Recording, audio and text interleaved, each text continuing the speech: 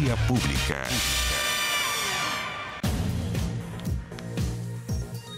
¿Cómo están ustedes? Bienvenidos de vuelta del largo fin de semana 18ero a la realidad de nuestro país. Estaba anunciado, nadie puede declararse sorprendido, que hoy, 23 de septiembre, volviendo de este fin de semana largo, fin de semana patrio, se iniciaba esta temporada de acusaciones constitucionales, porque todo el desarrollo lo vimos antes de irnos a estos 5 días y ahora entonces se oficializa. ¿A qué me refiero?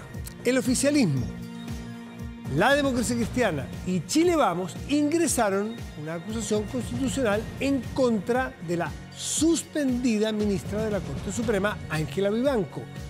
El ministro, el ministro además de este mismo máximo tribunal, Jean-Pierre Matus, y también el miembro de la Corte Suprema, Sergio Muñoz. No todos a todos, sino que esto tiene una suerte de puzzle que hay que ir armando. ¿Quién acusa a quién? Incluso hay una persona que es acusada con 2 acusaciones distintas. ¿Qué significa eso? Es parte de lo que vamos a tratar de entender con los profesores que hoy nos acompañan. Bueno, en caso de ser aprobadas las acusaciones constitucionales, tanto Vivanco como Matus serían destituidos de sus cargos y se impondría la sanción de inhabilidad para el desempeño de función pública por 5 años. Lo mismo que para Muñoz, se entiende, cualquier ministro de la Corte Suprema, cualquier autoridad acusada constitucionalmente. Cumpliendo con lo señalado antes de las fiestas patrias, Chile Vamos, a través de los jefes de bancada de RN, Jimena Sandori, de la UDI, Gustavo Benavente, y Evópolis, Jorge Guzmán, presentaron este lunes las acusaciones constitucionales en contra de la ministra Vivanco también y contra Sergio Muñoz. Por eso le digo que es un puzzle un poquito complicado, pero tampoco tanto. En 48 páginas, las bancadas de los distintos partidos entregaron los argumentos por notable abandono de deberes que fundamentará este libelo acusatorio contra los, en este caso, estos 2 supremos. Los otros 2 también tienen que justificarse. A ver, vamos a la mesa de conversación y entremos a clase en un momento con profesores que ya conocemos en estas materias. Vamos. Y ustedes ya lo reconocen, han estado tantas veces aquí, le agradecemos la presencia a Tomás Jordán, abogado constitucionalista, académico de la Universidad Alberto Hurtado. Tomás, gracias como siempre por acompañarnos. Hola María, de nuevo por acá. Así es, muchísimas gracias. Y Marisol Peña, que es directora del Centro de Justicia Constitucional de la UDD, expresidenta del Tribunal Constitucional. Marisol, también un gusto de tenerte aquí. Igualmente, Matías. Hola, Tomás. A ver, se abrió la temporada de acusaciones constitucionales. Partamos de lo general a lo particular. ¿Creen ustedes que algunos que dicen que lo dice de hecho Erika Edo, que es el vicepresidente de la Cámara, que es el momento de crisis institucional más grave del regreso a la democracia? ¿Coinciden ustedes con esa mirada primero global, Marisol? La verdad es que es una mirada legítima. Creo que en general el país ha estado afectado por la crisis de las instituciones. Acordémonos, sin ir más lejos, que a raíz de también contactos con Luis Hermosilla, salió un director de la Policía de Investigaciones, también ha habido problemas en Carabineros de Chile. En fin, hemos conocido crisis a nivel de diversas instituciones, pero lo que ocurre es que cuando una crisis afecta al Poder Judicial y sobre todo al órgano que está en la cúspide, que es la Corte Suprema, en el fondo se afecta la credibilidad de un valor colectivo muy importante, que es el acceso a la justicia. Todos necesitamos tener la garantía de que cuando tengamos un conflicto jurídico vamos a poder acudir a jueces que sean independientes e imparciales. Tomás, ¿te parece a ti que estamos en esa crisis tan profunda o hay gente que está sobreactuando al respecto? No, yo creo que es una crisis institucional muy grave del Poder Judicial. Y grave en varios sentidos. Uno, del retorno a la democracia, no habíamos estado en presencia de que la institucionalidad judicial haya estado tambaleando. Hay un terremoto institucional, lo definiría así. 2, hemos pasado, como dice Marisol, distintas crisis de los últimos 7 u 8 años, crisis del financiamiento ilegal de la política, crisis de Carabineros, PDI, pero que el Poder Judicial, en el cual las personas depositan la confianza para que resuelva sus problemas, esté en crisis. Me parece que estamos en un escenario como Estado que tenemos que ponernos las pilas para ciertos mecanismos institucionales que hay que ajustar, ¿no? Me parece que es grave. Déjenme mirar la cosa con la mitad del vaso llena, en cuanto a que la ciudadanía a través de sus representantes, reaccionan ante una crisis e intentan actuar a través de acusaciones. Veremos después si si se ajustan a derecho o no, o si... Hay un terremoto. Pero, ¿sabe por qué le hago esta pregunta a Tomás y Marisol? Porque en el caso Crisis. Vivanco y Matus tienen que ver en el contexto audios. A partir de eso surge esta crisis y veremos si se les acusa o no. O sea, si se les sancionó, porque ya se les acusó. Sí. Pero el caso del señor Muñoz es un caso que conocemos hace varios meses y que ocurrió en otro contexto completamente distinto, el 2022. ¿Y por qué entra ahora en esta temporada, como alguien diría, temporada de caza, temporada de acusaciones? Un caso que conocimos, publicado en Pulso, en La Tercera, lo de Sergio Muñoz. La clase política no le importó aparentemente. Y con los mismos antecedentes que usted les puede buscar en Google, que están hace un año, hoy amerita acusación constitucional. Entonces, ¿es porque alguien se está aprovechando de eso?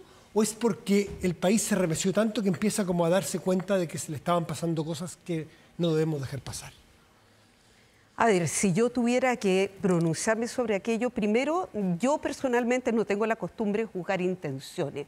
No sería capaz de decir, realmente no tengo capacidad para sostener que alguien se pueda estar aprovechando. Pero yo creo que el caso Audio ha destapado, de alguna manera, un comportamiento muy irregular y que tiene que ver con la desigualdad en el juzgamiento. Uno de los principios básicos frente a un juzgamiento es que las partes estén en situación de igualdad procesal.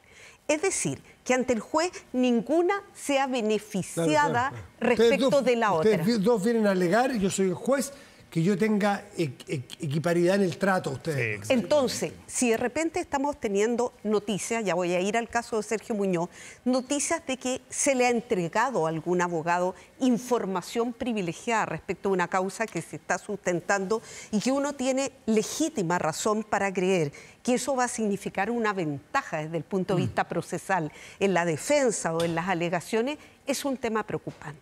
Y entonces aquí es donde yo creo que engarza con el caso del ministro Muñoz, expresidente, por lo demás, de la Corte Suprema, lo cual creo que reviste particular atención y gravedad.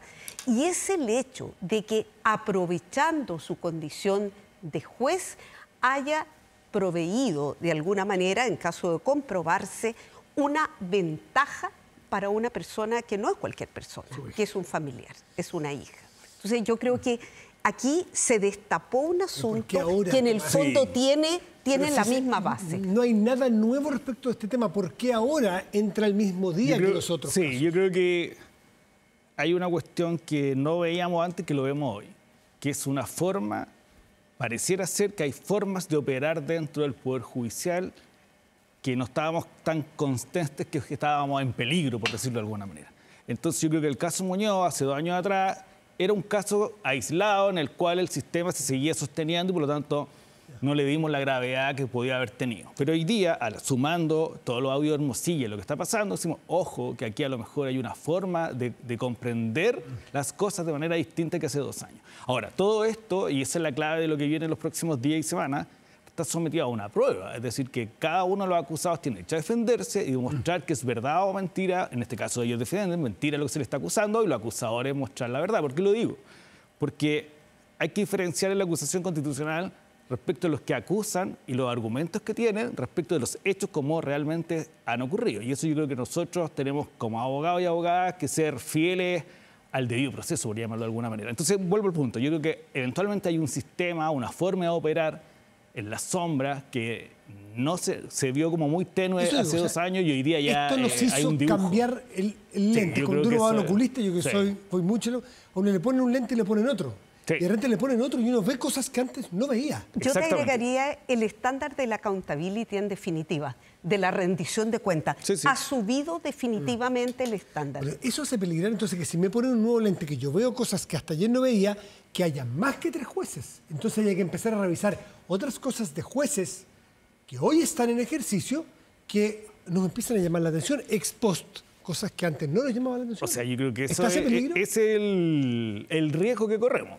porque nosotros solo estamos acusando o tomando conocimiento de los 3 casos que conocemos. O sea, ahí hay una buena reacción del sistema político.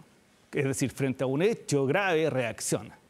¿Okay? Pero lo que no sabemos es si son solo esos 3 hechos o casos o hay más. Esa es la gran duda que nos va a quedar a todos como que va a mediar la legitimidad del sistema, Antes de que nos expliquen judicial. el procedimiento que vamos a ver en el mes que viene, quiero preguntarle a ambos si ven peligro de que esto pierda el carácter de seriedad y profundidad que debe tener, es decir, la oportunidad de hacer un saneamiento institucional y que se convierta en un circo político. No digo que se convierta en. ¿Ustedes ven riesgos, ven atisbos de ese riesgo al menos, Marisol? Bueno, es parte del riesgo que se corre cuando llegamos a una instancia política, porque hay que tener presente que la acusación constitucional, que en otros países es conocida como juicio político, como un impeachment, tiene un doble carácter. Es una institución jurídica prevista en la Constitución, pero al mismo tiempo es política. ¿Por qué? Porque es una facultad de la Cámara de Diputados, que es la que inicia la acusación, para efectuar una valoración que no necesariamente es jurídica. En gran medida tiene que ver con el mérito, ser espejo ante la ciudadanía de conductas que la ciudadanía claramente rechazaría. ¿Y por qué? Porque son conductas contrarias a la Constitución, contrarias al juramento que esas autoridades han hecho de respetarla. ¿Tengo que probar aquí una infracción del acusado a la Constitución Política de la República? Buena pregunta. Y quiero que conteste si ves riesgo en que esto se convierta en un campo de batalla político electoral. Yo creo que el riesgo está en el evento en que los diputados y diputadas toman esto como solo una señal política hacia la ciudadanía. Yo creo que acá, si nosotros queremos tomarnos en serio las acusaciones, junto con dar una señal, nosotros tenemos que mostrarle a la ciudadanía que esos hechos graves de notable abandono de sus deberes se acreditaron, se mostraron. No podemos mostrar, aquí están las pruebas de que por qué estas personas tienen que dejar su cargo. Si nosotros no hacemos esa segunda parte y solo queremos dar señales políticas, estamos entrando en un terreno que es que los jueces y juezas dependen del pulso político del Congreso. Y eso me parece que es institucionalmente complicado. ¿Por qué? Porque acá juega el juego de equilibrio, de freno y contrapeso entre poderes. Por lo tanto, frente a un hecho grave, presentemos una acusación constitucional, pero mostremos que esa acusación tiene fundamento jurídico, porque esa es la hipótesis que la Constitución nos obliga a mirar, es decir, notable abandono de deberes. Es un juicio político, pero no se puede apartar de los fundamentos jurídicos. Efectivamente. Así es. Y tengamos presente además lo que ha sido la historia de recientes acusaciones constitucionales formuladas en este país, fundamentalmente en contra de ministros de Estado, en las cuales la acusación ha sido utilizada, a mi modo de ver, como un verdadero gallito, como instrumento de presión sobre el presidente de la República para solicitar la renuncia a un ministro de Estado. Cuando ese enfoque existe, como decía Tomás, priman las consideraciones políticas y se desperfilan las consideraciones jurídicas que suponen, como también lo ha dicho, probar que la causal específica señalada por la Constitución efectivamente concurre en relación a los hechos imputados. Les preguntaba, y Tomás le quedó pendiente en su respuesta, si se requiere necesariamente probar que hubo una infracción a la Constitución de la República para que sea acusada esa persona. Sí, a mi juicio sí, por 2 razones. Por una gran razón, porque siguiendo el notable abandono de deberes y tú tienes que mostrar que hay deberes incumplidos y que son graves. Son notables, o sea, que tienen un carácter, no solamente lo incumplió, sino que notablemente. Así es, y esa gravedad está asociada a porque son reiterados o por la entidad del incumplimiento. Por los efectos que tuvo. Así es, y por lo tanto nosotros tenemos... Los diputados y diputadas y los que concurran a las comisiones tendrán que mostrar que hubo un abandono de un deber, es decir, un incumplimiento expreso. Por ejemplo, esto de declarar las inhabilidades, el Código Orgánico del Tribunal exige que se declaren. Y 2, que tiene que ser grave. Y esa gravedad se tiene que mostrar en la acusación, en la comisión que la está investigando. Ahora, tal vez agregar ahí un punto que es bien relevante para quienes nos están escuchando. En el caso de los jueces, es una de las pocas situaciones en las cuales la propia Constitución la que configura responsabilidades específicas. A ver. La Constitución dice que los jueces responden personalmente por los actos de prevaricación, denegación de justicia, falta observancia sustancial de las leyes que regulan el procedimiento y denegación de justicia.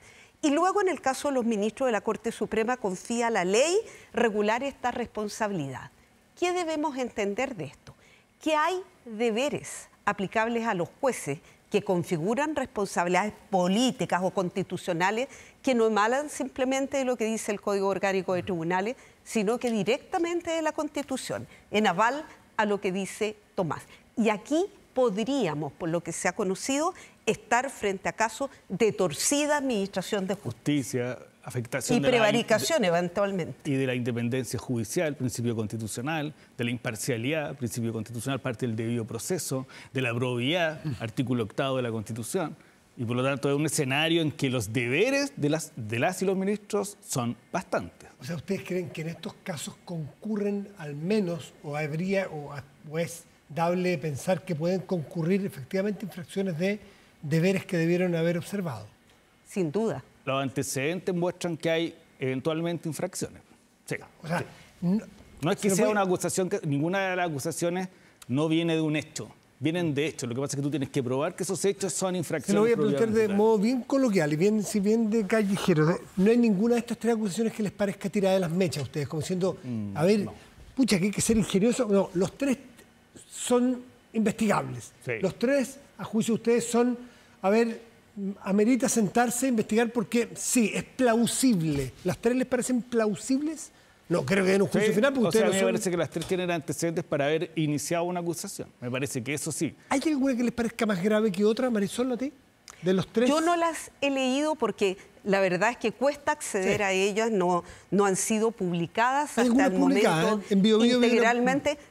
Yo por lo menos hasta que salí para acá, una leí yo. La de Erika Edo. Sí, es la única. Entonces es difícil pronunciarse sin consultar los textos. Los antecedentes que tenemos la ciudadanía a la vista. Son plausibles, a mi modo de ver, y voy a lanzar aquí una idea que es muy personal. Yo creo que eventualmente la más difícil de configurar como notable abandono de deberes es haber faltado a la verdad. ¿El caso del señor Matus? Exactamente. ¿Esa es la que le parece más débil como acusación? Esa podría ser una infracción ética, como las que está investigando la Comisión de Ética. Pero tú dijiste, Marisol, recién, disculpa, Tomás, que una de las cosas que los jueces deben hacer, no solamente impartir justicia, dar confianza a todos y dar garantías a todos por igual, es que son un espejo ante la sociedad, y eso me parece no muy jurídico, pero sí de sentido común.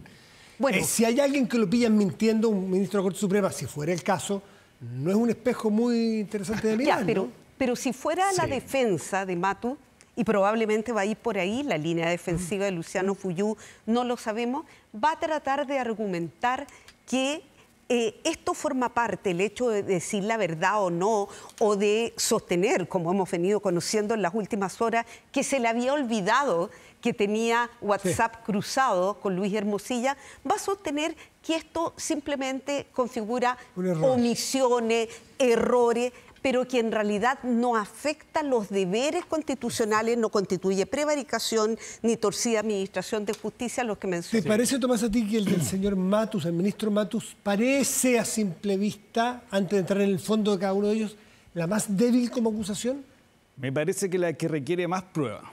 ¿En qué sentido? La que está más al debe de las pruebas hasta la vista. ¿Por qué razón? Porque, como decíamos antes, tiene que ser notable, es decir, tienes que mostrar la gravedad. Y por lo tanto, una cosa es que tú declares o no declares una inhabilidad y otra cosa es el efecto de esa no declaración donde demuestras la gravedad de no haberlo declarado. Entonces, ahí yo creo que todavía quedan piezas por construir. Es decir, que una cosa es que él no haya declarado a ciertas personas, que obviamente... En las inhabilidades. Obviamente que influyeran en su nombramiento por lo que uno visualiza. Es decir, hay un agradecimiento y bla, bla, bla. Pero yo creo que ahí hay que todavía escudriñar si eso es de la entidad suficiente para caer en la causal de notable abandono. Notabilidad. Sí. Ahora, ¿dónde está la debilidad de Matus en su accionar, del ministro? En que el principio de probidad exige que ejercer el cargo leal y honestamente. Entonces, si los diputados entienden esa lealtad y esa honestidad como en un sentido muy estricto de un accionar intachable que se le exige a los funcionarios públicos, cualquier bache en tu camino podría ser entendido así. Y a la vista de lo que tenemos, ¿no es cierto?, sobre la mesa, en que Aquí hay un bando o un grupo que acusa a estos dos y otro acusa a otros dos, pero una en común, que es la señora Vivanco, la ministra Vivanco. Sí. Ambos sectores la acusan a ello. Eso, por mera estadística, me hace pensar que es la que hay más consenso. El sentido común me indica eso. ¿Se equivoca el sentido común? ¿Creen ustedes, desde el punto de vista jurídico, como profesores, que es de los tres acusados la que está en la posición más compleja y que lo más probable es que se apruebe una acusación en contra de ella? A ver, ¿coinciden? es inédito, creo yo, que una acusación constitucional tenga un apoyo transversal. Sí, no. Históricamente hablando, las acusaciones constitucionales suelen ser promovidas por la oposición política a un gobierno, por ejemplo, respecto a los ministros de Estado, como una forma de hacer presión o de hacer un gallito político. Entonces, tú preguntabas hace un momento atrás, yo no quisiera eludir la respuesta, ¿cuál es la más grave de las situaciones? Y sin duda, como tú lo dices, estadísticamente hablando, el hecho que haya dos conglomerados que tienen miradas distintas de bien común, opciones políticas distintas, que estén contestes, eso ya dice mucho en relación a la dificultad, me gustaría plantearlo de esa manera, que va a tener la defensa de la ministra De Vivanco. acuerdo, por una razón que, y siguiendo a Marisol, el ministro Matus eventualmente, y su abogado, como lo ha señalado en la entrevista, acusa un olvido. El problema de la ministra Vivanco es que de olvido no hay nada, porque son declaraciones expresas de intervenciones de favorecer o perjudicar nombramiento, de hablar, si los chats son todos ciertos, y los damos por cierto acá, porque nuestro gobierno, por lo tanto hay una intervención de un poder sobre otro. Entonces le da consejos al propio abogado. Recurre de queja, le dice. Le da consejos jurídicos. Claro. En la causa que está en comisión de ética del cuaderno de remoción de la muñeca bielorrusa, ocurren sucesos que son, uno lo mira al expediente y es muy extraño todo lo que ocurre ahí. Entonces yo creo que aquí no hay olvido, hay acciones más bien, no omisiones. Y yo creo que Cuidado ahí, que uno dijo no hay perdón ni olvido. Bueno, también. También tiene que ver con una acusación Pero quiero constitucional. decir que el señor Matus, el señor Matus que ha acusado ciertos olvidos, pero en el caso de la ministra yo creo que su problema es que son acciones más que omisiones. También encuentras tú que es de la que está más comprometida. Es la más complicada. La transversalidad habla de que al final hay convicción inicial en ambos lados del espectro político. Y eso en ambos lados del espectro político la acusan. Primero, ¿por qué no hubo una sola acusación? Y la pregunta técnica, ¿son dos acusaciones?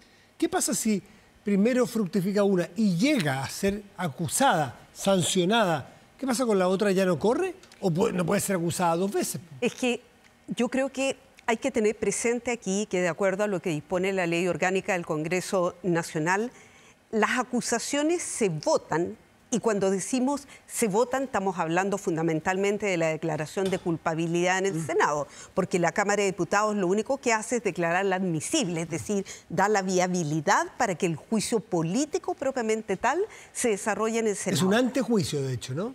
No es que sea un antejuicio, es una declaración de darle curso de porque procedencia. De procedencia. Pero juicios en el Senado. Así es. Así es. Entonces, ¿qué pasa?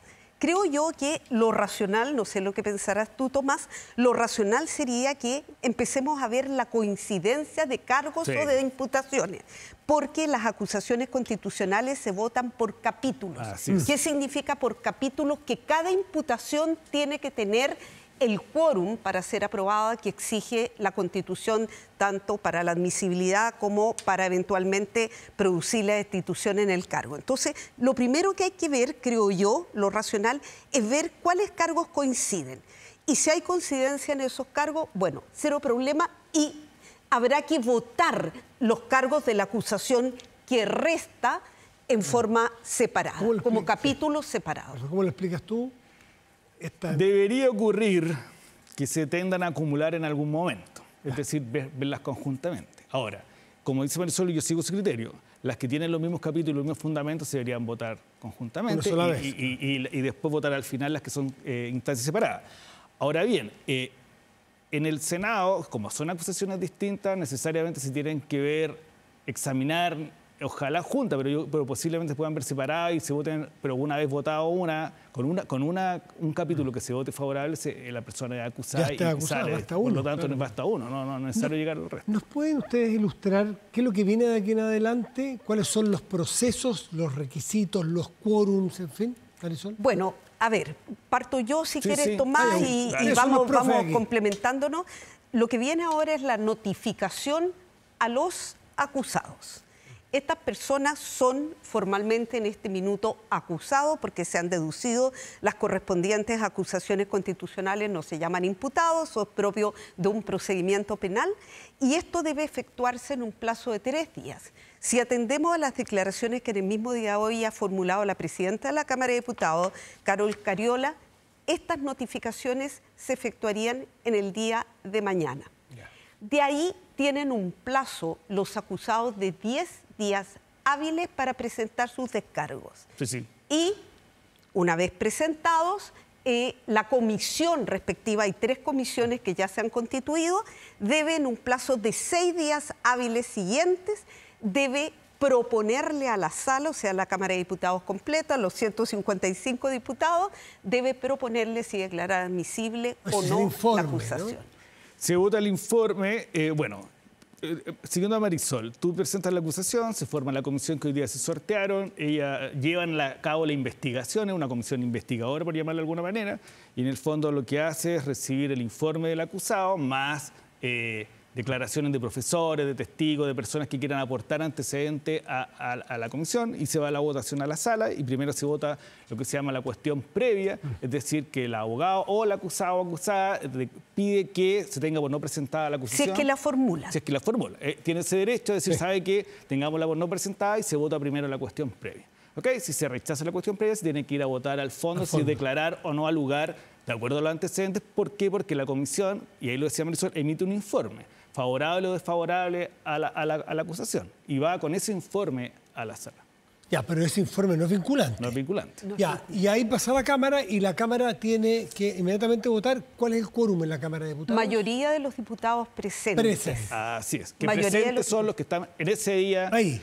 ¿Se cuentan ahí? Sí. No se cuenta 155 de la mitad a uno, sino los que están presentes Y ese ahí día. un voto más, la opción A o la opción B. Así es. Para Ahora me acusar o no gustaría acusar. aclarar en este momento algo que escuché en algún minuto en el curso del día, que en el caso de la acusación formulada por el grupo de Chile Vamos respecto de la ministra Ángela Vivanco y respecto del ministro Sergio Muñoz, como que estarían atadas las acusaciones de uno y de otro.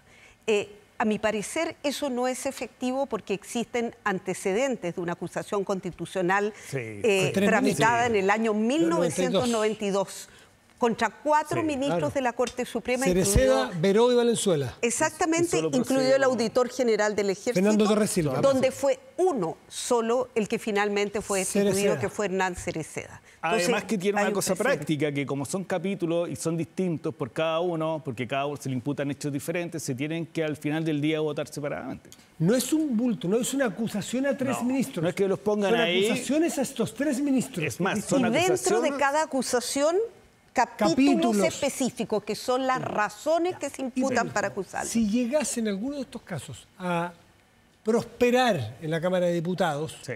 pasa al Senado, y ahí cómo son los quórums y los tiempos. Mayoría en ejercicio del quórum de los senadores, y por lo tanto se cuenta el total la mitad más uno. En ejercicio. En ejercicio. ¿Esa es la mayoría calificada? ¿Que se llama? ¿Serio? Es lo mismo. Ya. Es lo mismo. O sea, ahí tiene que Calificado a estar mayoría en ejercicio. la mayoría de los 155. De los 50. De los 50 en el caso del Senado. Perdón, Senado 50, Sí. disculpa. Entonces, ¿qué ¿qué 50 pasa? estén o no estén? Estén o no estén. Para hacer el cálculo. Salvo que haya un desaforado, que no hay, y por lo tanto se van a contar los 50. ¿Cuál es el hecho? Sube la acusación. 3 diputados designados por la Cámara acompañan la acusación, que la van a defender, por decirlo así, en la Cámara Alta. Y tienen 30 días el Senado para pronunciarse sobre el fondo y, por lo tanto, declarar la culpabilidad o no de los acusados o la acusada. Y ahí es por este quórum, y una vez que se vota favorablemente, eventualmente la persona queda destituida y no puede ejercer cargos públicos por 5 años. Ahora, hay una hipótesis también complementando lo que dice Tomás, que la he escuchado en el curso del día. ¿Qué pasaría, en otras palabras, se frustraría la acusación constitucional contra la ministra Ángela Vivanco si ella renunciara mañana, durante esta semana? No, porque la Constitución dispone expresamente que la acusación constitucional se puede deducir hasta los 3 meses después de que la persona El presidente, haya cesado 6 en el meses, cargo. si no me equivoco, 6 ¿no? meses en el Así caso. es. Y lo último, estamos pasado tiempo, pero es muy interesante entender.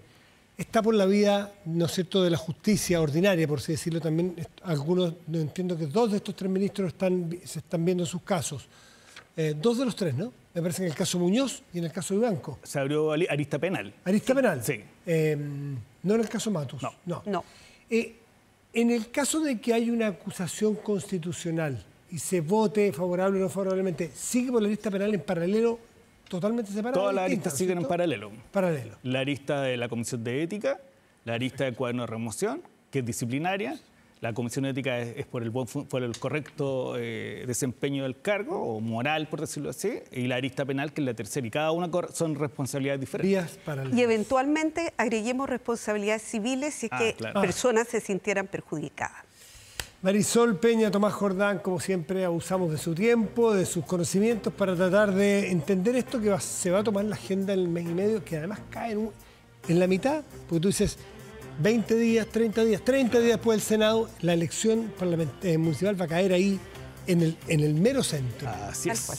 Pues ese es parte de los riesgos. Tomás, Marisol, como siempre, Muchas gracias. muchísimas gracias. A ti. por venir. Buenas noches.